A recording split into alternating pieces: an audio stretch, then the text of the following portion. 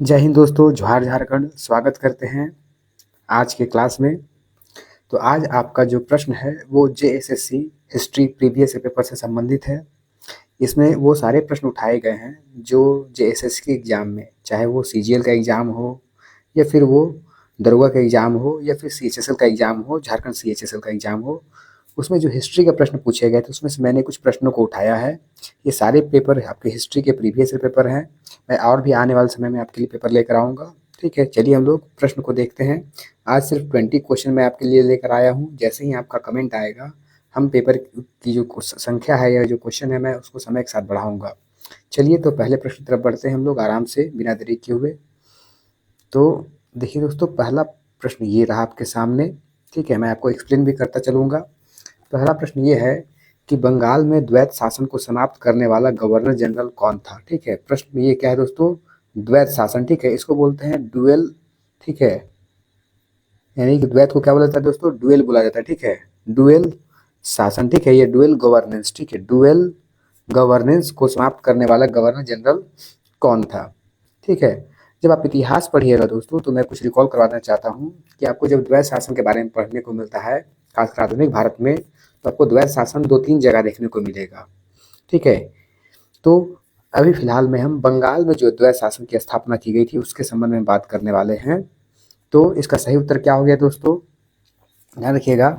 तो इसका सही उत्तर क्या है आपके लिए, तो आपका है वारेन हेस्टिंग। ध्यान रखिएगा दोस्तों, इसका सही उत्तर क्या हो गया, समाप्त करने वाला कौन है, वारेन हेस्टिंग है। तो पहले कुछ हम इतिहास के बारे में बात जान लेते हैं कि इसका इतिहास क्या था, ताकि आपको कोई दिक्कत ना हो। ठीक है, क्योंकि मुझे एक्सप्लेन करना अच्छा लगता है, मैं एक्सप्लेन कर रहा हूँ।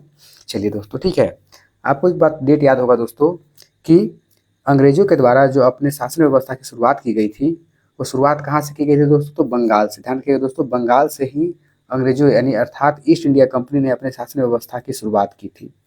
उसमें सबसे मुख्य रूप से आपको 2 युद्ध के बारे में पता होगा। एक हो गया आपका प्लासी का युद्ध और एक हो गया आपका बक्सर का युद्ध। ठीक है, प्लासी का युद्ध धोखे का युद्ध कहा जाता है, जो कि आपका 1757 में लड़ा गया था। ठीक है, इसमें धोखे से अंग्रेजों ने इस युद्ध को जीता था।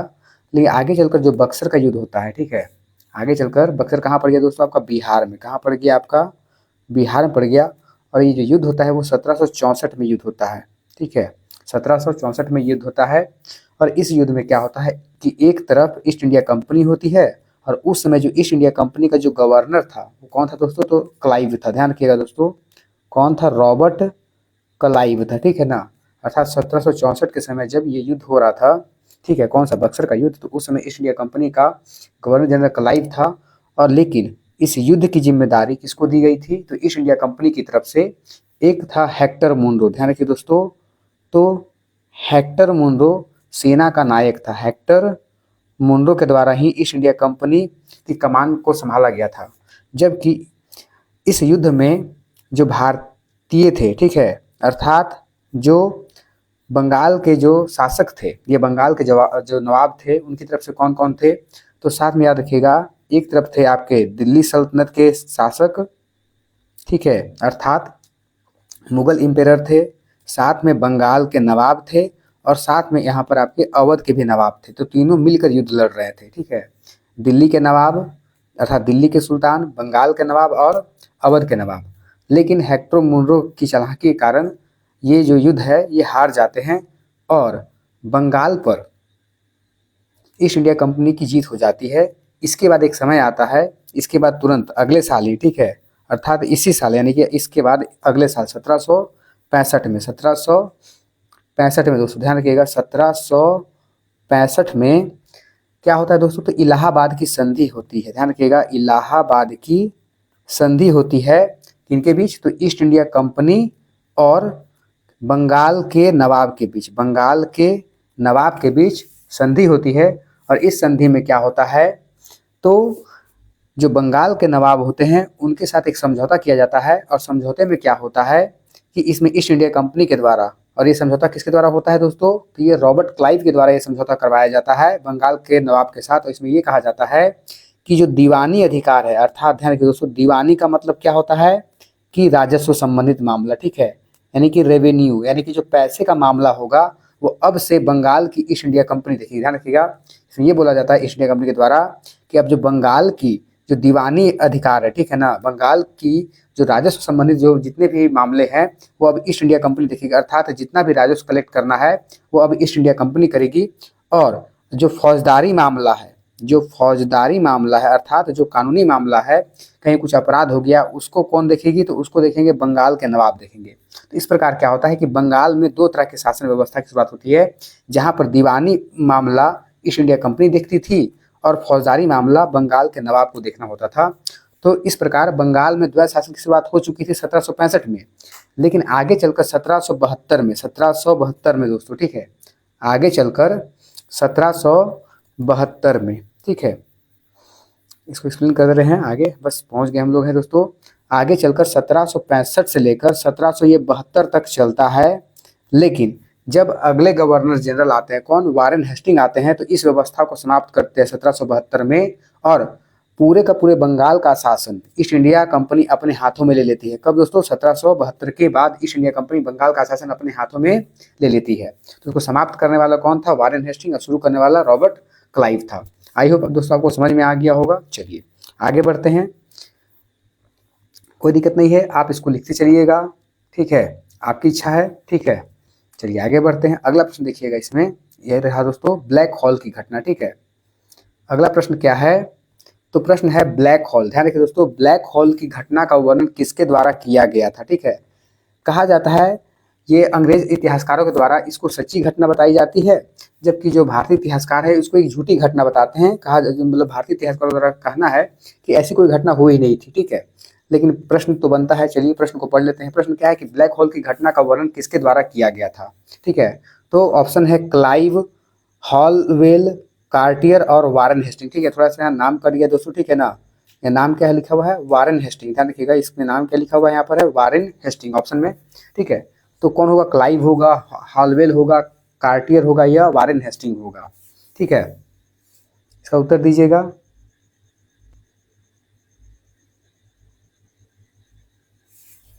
चलिए दोस्तों इसका उत्तर दे दीजिए। चलिए ठीक है, आपसे उत्तर की उम्मीद करते हैं। चलिए ठीक है, इसका उत्तर दे देते हैं दोस्तों। इसका सही उत्तर आपका है हालवेल। ध्यान रखिएगा, इसका सही उत्तर क्या हो गया दोस्तों, हालवेल, ठीक है। क्या हो गया, हालवेल।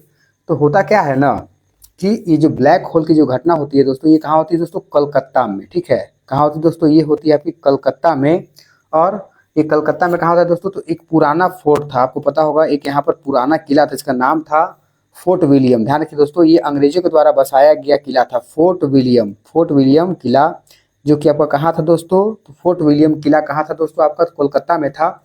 और इसी फोर्ट विलियम किले में क्या होता है कि बंगाल के नवाब, ठीक है, बंगाल के नवाब के बीच, बंगाल के नवाब और ईस्ट इंडिया कंपनी की जो सैनिक थी उसके बीच एक युद्ध होता है, छोटा मोटा झड़प होती है। इसके बाद बंगाल के नवाब के द्वारा उन सैनिकों को उठाकर फोर्ट विलियम के किले में बंद कर दिया जाता है।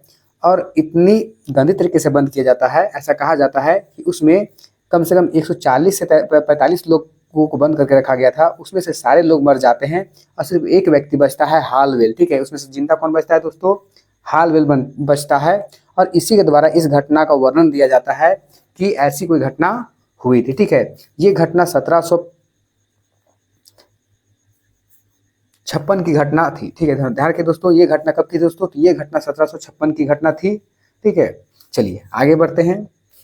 आपको इंपॉर्टेंट याद रखना है कि ये हालवेल के द्वारा दी गई थी और कहाँ पर हुआ था दोस्तों, कलकत्ता के विलियम फोर्ट में ये घटना हुई थी। चलिए आगे बढ़ते हम लोग हैं, देखिएगा अगला प्रश्न ये रहा।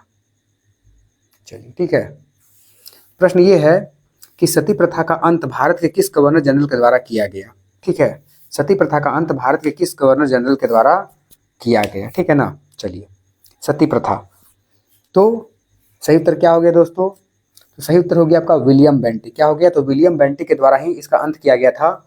और उस समय एक व्यक्ति हुए, ठीक है, 1829 की घटना है दोस्तों, 1829। सती प्रथा भारतीय समाज की एक बहुत ही गंदी प्रथा थी, जहाँ पर पति के मरने के बाद महिला को जिंदा उसकी चिता पर जलना पड़ता था, ठीक है। तो 1829 में ही विलियम बेंटिक के द्वारा, ठीक है, इसको कानूनी रूप से, ठीक है, बंद कर दिया गया था। और इसके साथ कौन थे दोस्तों, तुमको पता होगा, ठीक है, भारत के सबसे बड़े समाज सुधारक के रूप में, ठीक है, जिन्हें आधुनिक भारत का प्रथम समाज सुधारक कहा जाता है, राजा राम मोहन राय, ठीक है, राजा राम मोहन राय, ठीक है ना। तो इनकी मदद से, ठीक है ना, यानी विलियम बेंटिक की मदद से राजा राम मोहन राय ने 1829 में ही, ठीक है, सती प्रथा पर प्रतिबंध लगाने वाला कानून को पास करवाया था। बात समझ में आ गई दोस्तों, कोई दिक्कत नहीं है। चलिए आगे बढ़ते हैं बिना देरी किए हुए हम लोग इसमें।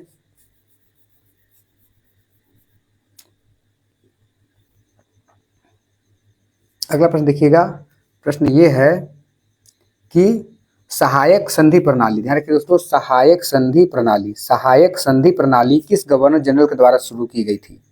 सहायक संधि प्रणाली किस गवर्नर जनरल के द्वारा शुरू की गई थी? ठीक है दोस्तों, तो सहायक संधि प्रणाली ध्यान रखिएगा, तो ये क्या था दोस्तों, तो एक तरह का क्या था, एक तरह की सहायता थी, या आप ऐसा कह सकते हैं कि कमजोर राज्य, कमजोर भारतीय राज्य, ठीक है, ऐसे राज्य जो ऐसे भारतीय राज्य थे जो कमजोर हो चुके थे, उनको हड़प करने का, ठीक है ना, उनको हड़प करने के लिए एक सहायक संधि प्रणाली लाई गई थी। इसमें यह था कि जो अंग्रेज थे, ठीक है, वो क्या करना चाह रहे थे, अपने क्षेत्र का विस्तार करना चाह रहे थे। इसलिए सबसे पहले उन्होंने क्या किया, कुछ ऐसे राज्यों को चिन्हित किया भारतीय राज्यों में जो कमजोर थे, और उनसे दोस्ती का वादा किया कि आप हमारे दोस्त बन जाइए, हम आपकी क्या करेंगे, मदद करेंगे, अगर कल की डेट में कोई अगर तीसरा राज्य आप पर हमला करता है तो हम आपकी मदद करेंगे। और इसी में क्या होता था कि जब कोई भी तीसरा राज्य इन पर हमला करता था, तो ये उस कमजोर राज्य के साथ मिलकर उस राज्य पर हमला करते थे और इस राज्य को हड़प लेते थे, और हड़पने के बाद क्या करते थे, आधे साम्राज्य को अपने मिला लेते थे और आधे इसको दे देते थे। लेकिन आगे चलकर अंग्रेज 2 कदम आगे की सोचते थे और बाद में फिर इस पूरे दोनों राज्यों को खुद ईस्ट इंडिया कंपनी मिला लेते थे। तो एक तरह की सहायक संधि प्रणाली, ठीक है ना, कमजोरों के साथ की गई दोस्ती थी, बाद में उसको खुद हड़प लिया करते थे कौन, अंग्रेज, ठीक है। तो ये किसके द्वारा शुरू की गई थी दोस्तों, तो ध्यान रखिएगा, इसका उत्तर आपका है, कहा गया, कॉर्नवालिस, डफरिन, विलियम बेंटिक, ठीक है। सही उत्तर क्या हो गया दोस्तों, वेलीजली, ध्यान रखिएगा, वेलीजली, ठीक है। क्या हो गया दोस्तों, आपका उत्तर डी हो गया, वेलीजली। लेकिन ये तो हो गया ईस्ट इंडिया कंपनी, ध्यान रखिए दोस्तों, ये तो आपका अंग्रेज भी हो गया, ठीक है ना, अर्थात अंग्रेज में, अंग्रेज के द्वारा, ठीक है, किस अंग्रेज गवर्नर जनरल के द्वारा सहायक संधि प्रणाली शुरू की गई थी, तो वो आपका हो गया वेलीजली। लेकिन इसका सबसे पहला जो प्रारूप जो तैयार किया गया था दोस्तों, ध्यान रखिएगा, इसका जो सबसे पहला प्रारूप, ठीक है ना, यानी कि जो सहायक संधि प्रणाली का जो पहला प्रारूप यहाँ तैयार किया गया था, वो था एक फ्रांसीसी गवर्नर, ध्यान रखिए दोस्तों, आपने नाम सुना होगा, एक था फ्रांसीसी गवर्नर, का नाम था डुप्ले, ठीक है दोस्तों, क्या नाम था, डुप्ले के द्वारा ही सहायक संधि प्रणाली की शुरुआत की गई थी।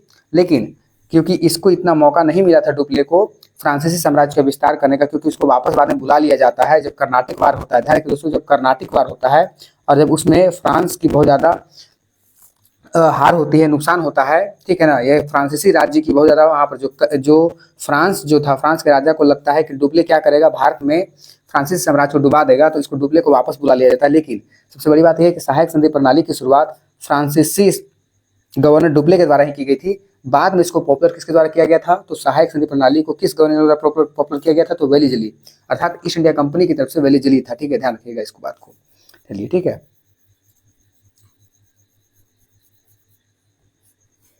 आगे बढ़ते हैं, देखिए अगला प्रश्न दोस्तों, ठीक है। अब बात करते हैं, प्रश्न ये है कि बंगाल में अस्थाई भूमि बंदोबस्त प्रणाली की शुरुआत किस गवर्नर जनरल के द्वारा की गई थी? बंगाल में अस्थाई भूमि बंदोबस्त प्रणाली की शुरुआत, ठीक है, किसके द्वारा की गई थी? कोई दिक्कत नहीं दोस्तों, चलिए ठीक है। तो ऑप्शन है Warren Hastings, sir John Shore, Cornwallis या डफरिन। चलिए इसका सही उत्तर देख लेते हैं दोस्तों, कॉर्नवालिस, ठीक है। अब एक काम करते, थोड़ा सा हम लोग रिपीट कर लेते हैं, क्योंकि पढ़ना इतिहास बहुत जरूरी होता है, ध्यान रखिएगा दोस्तों। हम पहले काम करते हैं, भारत का मैप बना लेते हैं, ठीक है, कुछ छोटा सा मैप बना लेते हैं, थोड़ा बात समझिएगा दोस्तों। भारत में जब अंग्रेजों के द्वारा जब शासन शुरू किया गया था, तो भारत में मुख्य रूप से 3 प्रकार की जमींदारी प्रणाली लाई गई थी, भूमि कानून लाए गए थे, ठीक है। एक पहला कानून था दोस्तों, आप एक नाम सुनते होंगे, रैयतवाड़ी व्यवस्था, ठीक है, हम एक करके बताते हैं। पहला कौन सा दोस्तों, रैयतवाड़ी व्यवस्था, ठीक है। ये मुख्य रूप से ध्यान रखिएगा, ये मुख्य रूप से ये जो व्यवस्था लाई गई थी वो आपका किस किस क्षेत्र के लाया गया था दोस्तों, तो एक रैयतवाड़ी व्यवस्था सुनते होंगे, ठीक है। ये मुख्य रूप से आपका लाया गया था आपका तमिलनाडु का जो क्षेत्र हो गया हल्का फुल्का, आपका हल्का फुल्का महाराष्ट्र का क्षेत्र हो गया, ठीक है, आपका जो ईस्ट पंजाब का जो क्षेत्र हो गया था ना कि दोस्तों, आपका जो ईस्ट पंजाब का क्षेत्र हो गया वहाँ पर लाया गया था, और साथ में, ठीक है, ये कुछ असम के कुछ क्षेत्रों पर लागू किया गया था। अर्थात रैयतवाड़ी व्यवस्था ये ऐसे नहीं था कि एक ही जगह पर लागू किया गया था, ये टुकड़े टुकड़े फॉर्म में, टुकड़े टुकड़े रूप में लागू किया गया था। जैसे कुछ तमिलनाडु में, कुछ महाराष्ट्र में, कुछ ईस्ट पंजाब में और कुछ असम के क्षेत्र में लागू किया गया था। कौन सा? रैयतवाड़ी व्यवस्था। उसी प्रकार जो जमींदारी व्यवस्था था, देखिए दोस्तों, ये जो अस्थाई भूमि बंदोबस्त प्रणाली है ना, वो किसका हिस्सा है दोस्तों? तो ये जमींदारी प्रणाली का हिस्सा है। ध्यान रखिएगा, ये जमींदारी प्रणाली का ही हिस्सा है। कौन? अस्थाई भूमि बंदोबस्त प्रणाली, ठीक है ना। और ये मुख्य रूप से कहाँ लाया गया था दोस्तों? तो को पता होगा, ये मुख्य रूप से आपका बंगाल में लाया गया था। कहाँ लाया गया था? मुख्य रूप से बंगाल में लाया गया था। और ये किसके द्वारा लाया गया था दोस्तों? तो कॉर्नवालिस के द्वारा लाया गया था, ठीक है ना। अस्थाई भूमि बंदोबस्त प्रणाली या जमींदारी सिस्टम, ठीक है ना। ये कब लाया गया था? तो ये जो लाया गया था वो 1793 में लाया गया था। 1793 में अस्थाई भूमि बंदोबस्त प्रणाली या जमींदारी सिस्टम कॉर्नवालिस के द्वारा, ठीक है। चलिए, आई होप आपको समझ में आ गई दोस्तों। अच्छा, एक और आप पढ़ते होंगे, ठीक है। एक हो गया रैयतवाड़ी व्यवस्था, एक हो गया आपका क्या बोलते हैं जमींदारी व्यवस्था, एक हो गया महलवाड़ी व्यवस्था। ध्यान रखिए दोस्तों, एक क्या हो गया दोस्तों? महलवाड़ी व्यवस्था। ये मुख्य रूप से आपका जो यूपी का जो क्षेत्र देख रहे हैं, ठीक है, और जो आपका जो बिहार का जो पश्चिमी बिहार हो गया और यूपी का जो क्षेत्र हो गया, वहां पर ये महलवाड़ी व्यवस्था लाया गया था, ठीक है दोस्तों। चलिए, हम लोग जब इन डेप्थ करीब डिटेल में पढ़ेंगे, ठीक है, क्योंकि एमसीक्यू का प्रश्न है, ठीक है। इसी में अगर सारी इतिहास की बात हो जाएगी तो फिर आगे कैसे होगी, ठीक है। तो मैं आपको एक, ताकि आपकी जो तैयारी है रेगुलर होते रहे, जो आप पढ़ रहे हैं, आपको याद है नहीं है, आप उसको देख सकते हैं। चलिए आगे बढ़ते हैं। चलिए, ठीक है, अब प्रयास करें थोड़ा फास्ट करने का। निम्नलिखित में से किस भारत के गवर्नर जनरल को समाचार पत्रों का मुक्तिदाता कहा जाता है? ठीक है दोस्तों, तो निम्नलिखित में से किस भारत के गवर्नर जनरल को समाचार पत्रों का मुक्तिदाता कहा जाता है? ध्यान रखिएगा, तो सही उत्तर है चार्ल्स मेटकॉफ। ध्यान रखिए दोस्तों, चार्ल्स मेटकॉफ को भारत में समाचार पत्रों का मुक्तिदाता कहा जाता है। क्यों? क्योंकि उस समय इसके आने से पहले भारत में जो समाचार पत्र थे उन पर प्रतिबंध लगा दिया गया था, लेकिन जब ये आता है तो इसके द्वारा, चार्ल्स मेटकॉफ के द्वारा, भारत में जितने भी समाचार पत्र थे उसको क्या कर दिया था दोस्तों? उन पर प्रतिबंध हटा दिया जाता है, ठीक है। चलिए आगे बढ़ते हैं।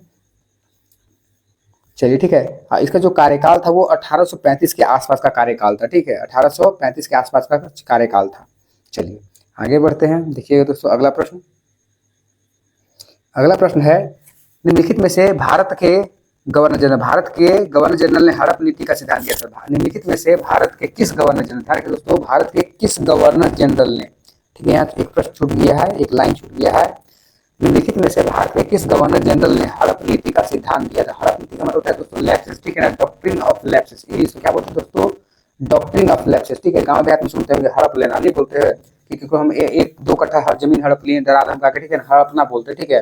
तो किसके द्वारा शुरू किया गया था? तो चार्ल्स मेटकॉफ के द्वारा, ऑकलैंड के द्वारा, विलियम बेंटिक के द्वारा या डलहौजी के द्वारा, ठीक है ना। तो इसका सही उत्तर देखिएगा दोस्तों, इसका सही उत्तर आपका है डलहौजी। ध्यान रखिए दोस्तों, हड़प नीति की जो का सिद्धांत जो दिया गया था वो डलहौजी के द्वारा दिया गया था। और सबसे पहले इस नीति के तहत सबसे पहले सतारा, ध्यान रखिए दोस्तों, ये महाराष्ट्र में एक जगह पड़ता है, ठीक है ना। तो सबसे पहले सतारा, ठीक है, सतारा राज्य को हड़पा गया था। उसके बाद एक जगह था दोस्तों जैतपुर, ध्यान रखिए दोस्तों, जैतपुर, ठीक है। एक सबसे फेमस नाम सुनते हो दोस्तों झांसी, ठीक है, ये ग्वालियर के पास पड़ता है, ठीक है, झांसी, ठीक है। जहाँ की रानी कौन थी दोस्तों? तो रानी लक्ष्मीबाई, ठीक है ना। आप लोग कभी सुनते होंगे, ठीक है ना। इसका मूवी देखिएगा तो उसमें गाना मिलता है, या हम लोग जब छोटे थे क्लास 6 या क्लास 7 की किताब में, हिंदी किताब में, ठीक है, वहाँ पर झांसी की रानी के बारे में एक मतलब एक कहानी है, या एक तरह की क्या बोलते हैं पोयम है, उसमें भी इस बात को बताया गया है कि जब डलहौजी हड़प नीति के माध्यम से जब झांसी को कब्जा आने आता है, तब जब झांसी की रानी उसमें कैसे युद्ध करती है उसके बारे में बताया जाता है। ये क्लास 6 या 7 की बुक में होगा, ठीक है, हमने बहुत पहले पढ़ा था, याद नहीं है तो मैं आपको जरूर कहानी सुनाता इस पर। चलिए आगे बढ़ते हैं। अगला प्रश्न देखते हैं दोस्तों,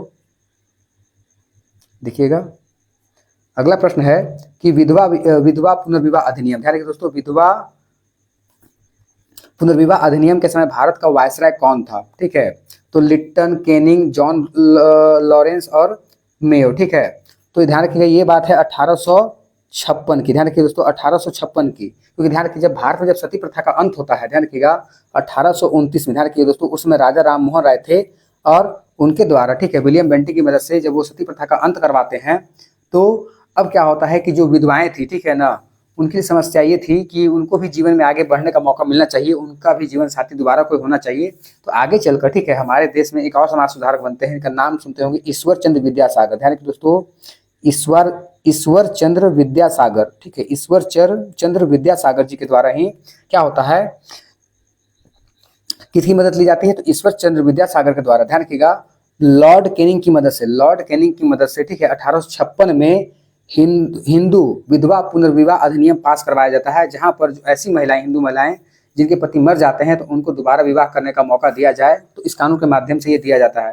ध्यान रखिएगा दोस्तों, कानून बन जाने में और समाज में परिवर्तन आने में बहुत लंबा समय लगता है, ठीक है, क्योंकि आप जो बात करते हैं सती प्रथा की हम बात करते हैं, आपको पता नहीं होगा दोस्तों, एक आप न्यूज़ सुन सकते हैं या न्यूज़ कभी जाकर देखिएगा, सती प्रथा को अंत हुए, ध्यान रखिए दोस्तों, जब सती प्रथा का अंत किया गया था तो वो समय था 1829 का, ध्यान रखिए, कानून बना के जब खत्म किया गया था तो 1829 का समय था, लेकिन इसको पूरी तरह खत्म होते होते, ठीक है, इसको पूरी तरह खत्म होते होते दोस्तों 1978 का समय लग गया।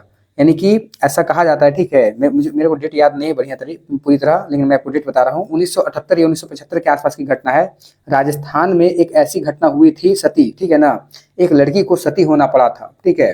सोचिए, इस कानून को बने हुए इतने साल पुराने, मतलब 100 साल से ऊपर हो गए थे, फिर भी ये कानून, ऐसा कानून बना हुआ था, लेकिन जो समाज की जो कुरीतियां हैं अभी भी समाज में विद्यमान थी। और इसकी जो अंतिम घटना हुई थी, ठीक है, सती होने की घटना, वो राजस्थान में हुई थी दोस्तों, और उस महिला का नाम था शायद रूप कुंवरवती, ठीक है, रूप कुंवरवती महिला को ही सती होना पड़ा था। ये 1978 के आसपास की घटना है। तो कानून बन जाने का अर्थ ये नहीं होता है कि कोई भी समाज की कुरीतियां खराब हो गई है। जैसे अभी भी आप न्यूज़ में समाज में सुनते होंगे कि अभी भी कुछ लोगों को नीच या दलित कहा जाता है, या उनको उनके साथ भेदभाव किया जाता है। तो सोचिए, इस कानून संविधान के माध्यम से संविधान हर को बराबर अधिकार देता है, लेकिन अभी भी समाज के कुछ ऐसे लोग हैं जो चाहते हैं कि समाज में कुछ लोग दबे कुचले रहें, ठीक है। तो कानून बनने में, और क्या बोल सकते हैं कि सही उसको लागू करने के लिए, या समाज में उस चीज़ को सही ढंग से लागू करने में एक लंबा समय लगता है और धीरे धीरे बदलाव आता है। चलिए आगे बढ़ते हैं बिना देरी किए हुए दोस्तों, ठीक है। अगला प्रश्न है, वर्नाकुलर प्रेस एक्ट के समय भारत का वायसराय कौन था? वर्नाकुलर, ध्यान रखिए दोस्तों, एक तरह का एक्ट लाया गया था, ठीक है। इसी एक्ट के माध्यम से भारत के जितने भी समाचार पत्र थे, ठीक है, सिर्फ अंग्रेजी समाचार पत्र को छोड़कर, ठीक है दोस्तों, अंग्रेजी समाचार पत्र को छोड़कर जितने भी अन्य भाषा में समाचार पत्र छपते थे, उनको रोकने के लिए वर्नाकुलर प्रेस एक्ट लाया गया था। और उस समय जब लाया गया था तो भारत का वायसराय कौन था? भारत का वायसराय कौन था, ठीक है? तो उस समय था दोस्तों लिट्टन। कौन था दोस्तों? लिट्टन था। इसका कार्यकाल 1876 से लेकर 1880 का कार्यकाल था, और उस समय शायद 1878 में, ध्यान रखिए दोस्तों, 1878 में ही ये कानून लाया गया था, वर्नाकुलर प्रेस एक्ट, जिसके माध्यम से अंग्रेजी को छोड़कर अन्य भाषाओं में जितने भी अखबार छपते थे उन पर प्रतिबंध लगा दिया गया था। तो कब लाया गया था? 1878 के आसपास ये वर्नाकुलर प्रेस एक्ट लाया गया था। चलिए आगे बढ़ते हैं।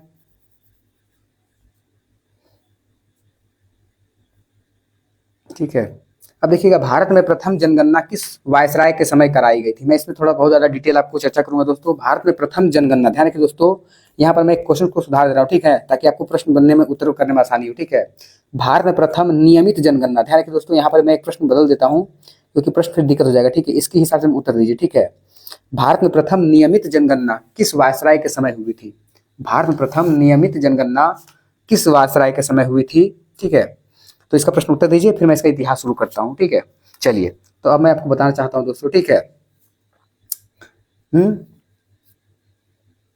चलिए, ठीक है, तो दोस्तों ध्यान रखिएगा, तो भारत में, ध्यान रखिए दोस्तों, मैं इसको आप याद रखिएगा, ठीक है, नियमित। एक मिनट रुकिएगा दोस्तों, यहाँ मैं यहाँ लाइन खींच रहा हूँ, ठीक है। देखिए, अगर कोई पूछे कि भारत में, ध्यान रखिए दोस्तों, भारत में, ठीक है, जनगणना का पिता, ठीक है ना, जनगणना का पिता, ठीक है, या ऐसा पूछ सकते हैं कि फादर ऑफ इंडियन सेंसस, ठीक है, यानी भारत में जनगणना का पिता किसे कहा जाता है, या किसके द्वारा जनगणना पहली बार शुरू की गई थी, उसका पिता किसे कहा जाता है?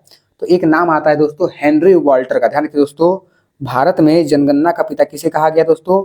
हेनरी वाल्टर को कहा गया है। किसको कहा गया दोस्तों? हेनरी वाल्टर को कहा गया है। भारत में जनगणना का पिता किसको कहा गया? हेनरी वाल्टर को कहा गया है।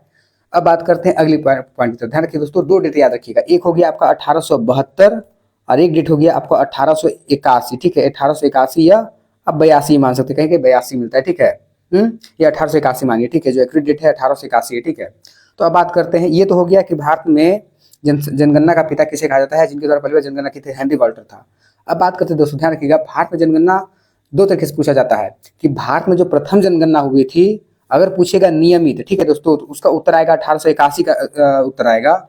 लेकिन पूछेगा भारत में जो प्रथम जनगणना हुई थी अनियमित रूप में, ध्यान रखिए दोस्तों, अनियमित का मतलब ये होता है ना कि एक ही बार पूरा जनगणना नहीं किया गया था, टुकड़े टुकड़े के रूप में जनगणना किया गया था। तो भारत में प्रथम अनियमित जनगणना, ठीक है, वो किस वायसराय के समय हुआ था? तो 1872 में हुआ था दोस्तों। ये कब हुआ था दोस्तों? 1872 में हुआ था। और उस समय लॉर्ड मेयो था। कौन था दोस्तों? दोस्तों लॉर्ड मेयो था, ठीक है ना। एग्जाम में प्रश्न पूरी तरह नहीं पूछता है, मैं आपको स्पष्ट करके बोल रहा हूँ कि भारत में प्रथम अनियमित जनगणना जब हुई थी उस समय वायसराय कौन था? तो लॉर्ड मेयो था। लेकिन मैं प्रश्न आपसे क्या पूछना चाह रहा हूँ कि भारत में जो प्रथम जनगणना हुई थी, तो भारत में प्रथम नियमित जनगणना, अर्थात नियमित मतलब सभी लोगों को काउंट किया गया था, ठीक है। यानी कि जनगणना पूरी सही तरीके से की गई थी, करवाई गई थी। तो ये 1881 में हुआ था। और किसके समय हुआ था दोस्तों? तो ये हुआ था रिपन के समय। ध्यान रखिए दोस्तों, रिपन के समय हुआ था। तो तीनों बात को आप रिकॉल कर सकते हैं कि भारत में जनगणना का पिता किसको कहा गया? हेनरी बाल्टो कहा गया है। दूसरा प्रश्न है कि भारत में प्रथम अनियमित जनगणना किस वायसराय के समय हुई थी? तो 1872 में हुई थी, ठीक है। और ये लॉर्ड मेयो के समय हुआ था, ठीक है। और भारत में पहली नियमित जनगणना 1881 में हुई थी, ये लॉर्ड रिपन के समय हुआ था। चलिए आगे बढ़ते हैं यहाँ पर दोस्तों।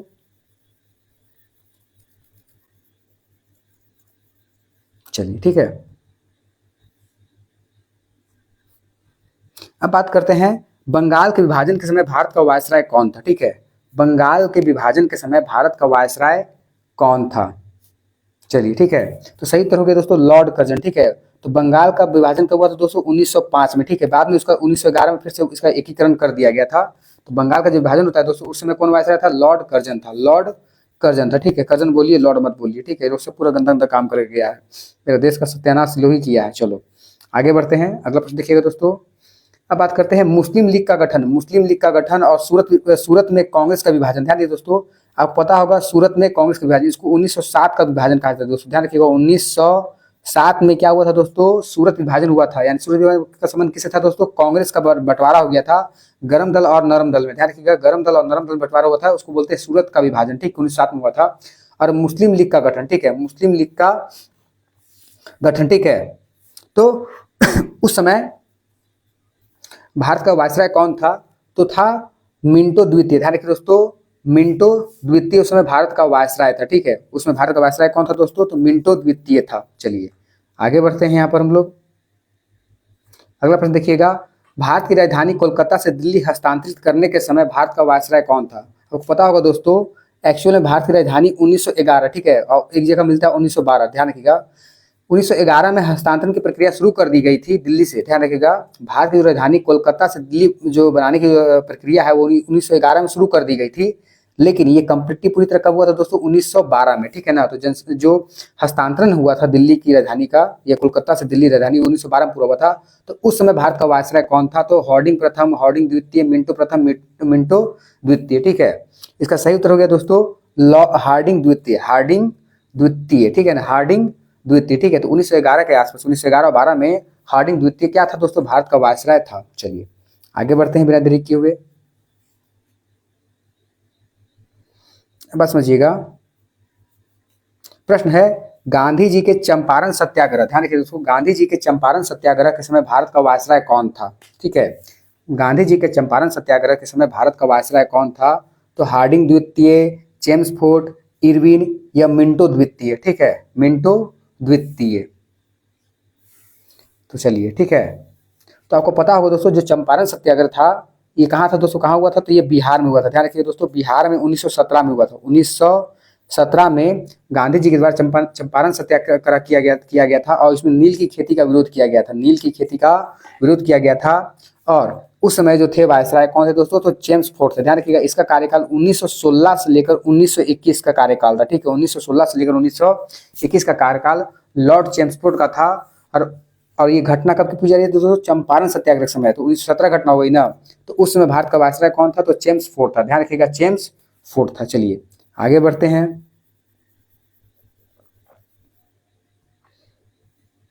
अब देखिएगा दोस्तों, अगला प्रश्न ये है कि लाहौर अधिवेशन में पूर्ण स्वराज की मांग कांग्रेस के द्वारा की गई, उस समय भारत का वायसराय कौन था?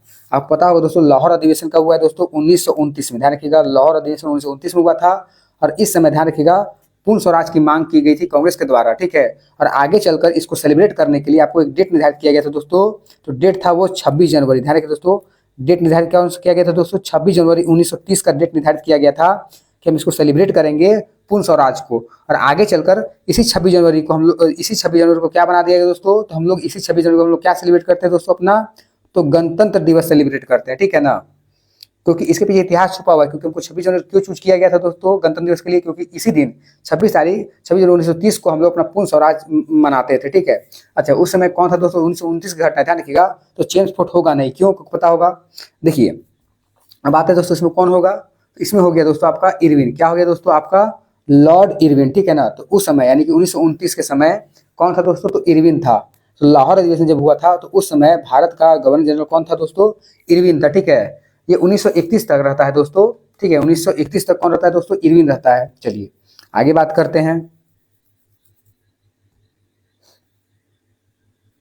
ध्यान रखिएगा, द्वितीय गोलमेज सम्मेलन के समय भारत का वायसराय कौन था, ठीक है। द्वितीय गोलमेज सम्मेलन के समय भारत का वायसराय कौन था, तो याद रखिएगा दोस्तों, ये जो द्वितीय गोलमेज सम्मेलन हुआ था, ठीक है, ये आपका कहाँ, जो तीनों गोलमेज सम्मेलन कहाँ हुआ था दोस्तों, लंदन में हुआ था।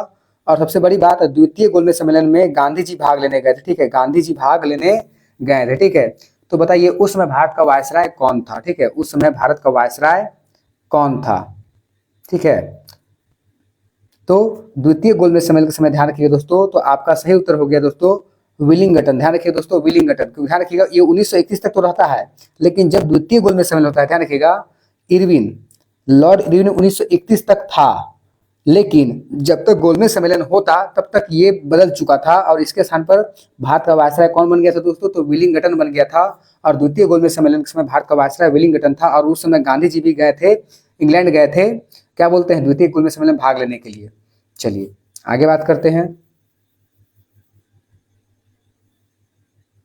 देखिए अगला प्रश्न ये है, भारत छोड़ो आंदोलन के समय भारत का वायसराय कौन था। भारत छोड़ो आंदोलन के समय भारत का वायसराय कौन था, देखिए इसको आप ऑप्शन फिक्स कर सकते हैं। ध्यान देखिएगा, भारत छोड़ो आंदोलन ध्यान दोस्तों कब है, ये 1942 की घटना है। कब है दोस्तों, 1942 की घटना है। तो क्या बताइए, इरविन होगा दोस्तों, विलिंगटन होगा, ये भी नहीं होगा, ठीक है। तो कौन बच गया, वेबल और लिथको बच गया। तो बताइए भारत छोड़ो आंदोलन के समय, भारत छोड़ो आंदोलन के समय कौन था वायसराय, तो ये हो गया आपका दोस्तों लिनलिथगो। ध्यान रखिए दोस्तों, लिनलिथगो कौन था, तो भारत का वायसराय था भारत छोड़ो आंदोलन समय, ठीक है ना। अब आप एक बार बताओ, याद रखिए दोस्तों, भारत छोड़ो आंदोलन का नारा महात्मा गांधी के द्वारा दिया गया था। ध्यान रखिएगा, प्रश्न क्या पढ़ रहे दोस्तों, भारत छोड़ो आंदोलन का नारा महात्मा गांधी के द्वारा दिया गया था, और इसी में करो मरो का भी नारा दिया गया था। लेकिन मैं प्रश्न आपसे ये पूछना चाह रहा हूँ, कॉमेंट बॉक्स जरूर टाइप कीजिएगा दोस्तों कि भारत छोड़ो का नारा किसने दिया था। ध्यान रखिएगा, मैं आपसे प्रश्न क्या पूछ रहा हूँ कि भारत छोड़ो का नारा, भारत छोड़ो का नारा सिर्फ किसने दिया था, भारत छोड़ो आंदोलन नारा महात्मा गांधी, महात्मा गांधी। लेकिन मैं प्रश्न आपसे क्या पूछ रहा हूँ, भारत छोड़ो का नारा किसने दिया था, आप ये कमेंट बॉक्स में जरूर पिन कीजिएगा दोस्तों। चलिए आगे बढ़ता हूँ इसी के साथ अगले प्रश्न की तरफ, ठीक है, ठीक है। प्रश्न ये है, कैबिनेट मिशन के समय भारत का वायसराय कौन था। कैबिनेट मिशन के समय भारत का वायसराय कौन था, तो ध्यान रखिएगा दोस्तों, ये कब हुआ दोस्तों, कैबिनेट मिशन जब हुआ है 1946 में। कब हुआ है दोस्तों, 1946 की घटना है, 1946 घटना है। ध्यान रखिएगा, जो लिथको था दोस्तों, इसका कार्यकाल 1936 से लेकर 1944 तक का कार्यकाल था, ठीक है। तो ये तो होगा नहीं, ठीक है। माउंटबेटन सबसे लास्ट में आया है, विलिंगटन होगा नहीं, तो क्या बच गया दोस्तों, वेबल। कौन बच गया दोस्तों, कौन बच गया दोस्तों, आपका वेबल, ठीक है।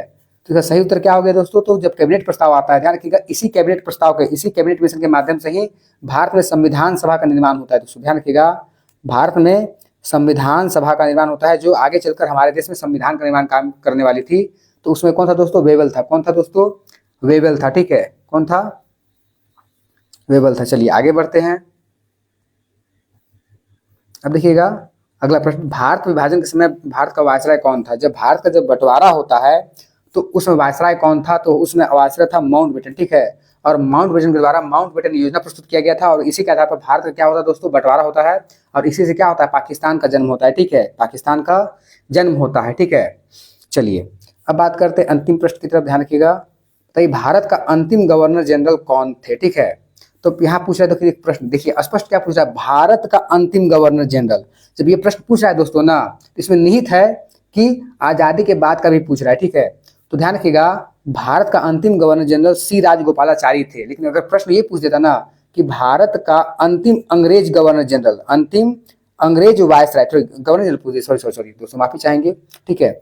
ये प्रश्न आपसे पूछता कि भारत का अंतिम